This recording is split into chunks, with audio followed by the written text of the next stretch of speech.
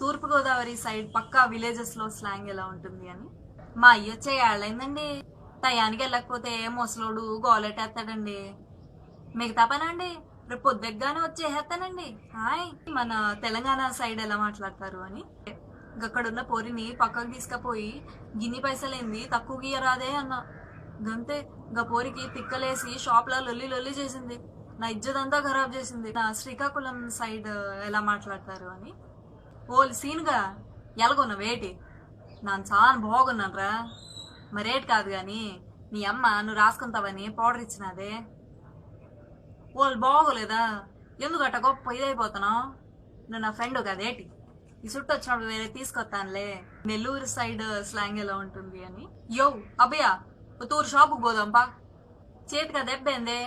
ఎవరు కొట్టినారో? యాడికి పోయినా నాకు చెప్పమని చెప్తా ఉండలే. ఆడ మీ నాయనేమో నన్ను తిడతా ఉండాడు.